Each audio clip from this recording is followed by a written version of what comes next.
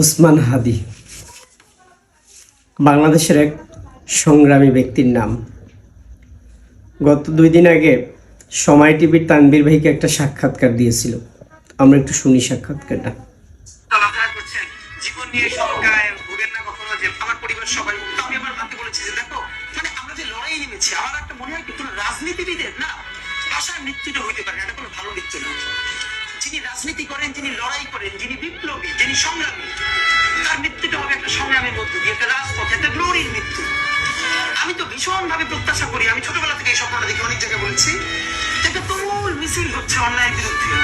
সেই মিছিলের সামনে আমি আছি, কোনো একটা বুলেট এসে আমার বুকটা হয়তো বিদ্ধ করে দিয়েছে, এবং সেই মিছিলে আমি হাসতে হাসতে আমি শহীদ হয়ে গেছি।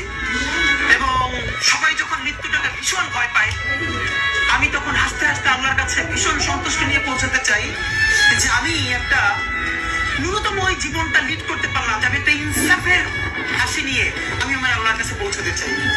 সুতরাং আগামী 50 বছর বাঁচলাম, কোন ইম্প্যাক্ট তৈরি হলো না আমাদের দিয়ে, দেশের জন্য, রাষ্ট্রের জন্য, উম্মার জন্য, জাতির জন্য।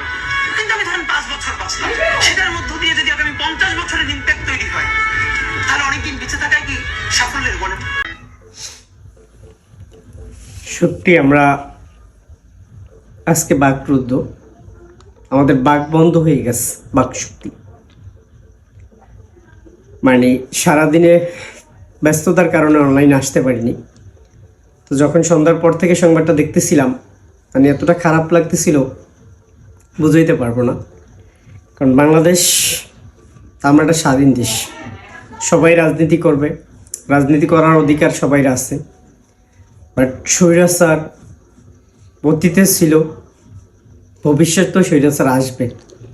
সকল স্বৈরাচারকে দমন করার জন্য কিছু ব্যক্তিরা সময় সময় কিন্তু জেগে ওঠে, বা সময় সময় কিন্তু পৃথিবীতে, দেশে কিন্তু তৈরি হয়। তো ওসমান হাদি কিন্তু তেমনই একজন। যদি আমি কোনো রাজনীতি করি না, বাট রাজনীতিবিদ যারা আছে অনেকের কথাগুলো খুব ভালো লাগে। তার ভিতরে ওসমান হাদি একজন। মানে যৌক্তিক দিয়ে যে কথাগুলো বলে, অনেককেই পছন্দ করি, অনেকের কথাও শুনি।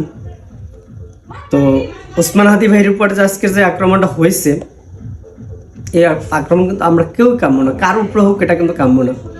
দেশ স্বাধীন, দেশ স্বাধীনভাবে চলবে, স্বৈরাচার দূর হবে, দুর্নীতি দূর হবে, অন্যায় দূর হবে, এটা কিন্তু আমরা সবাই চাই।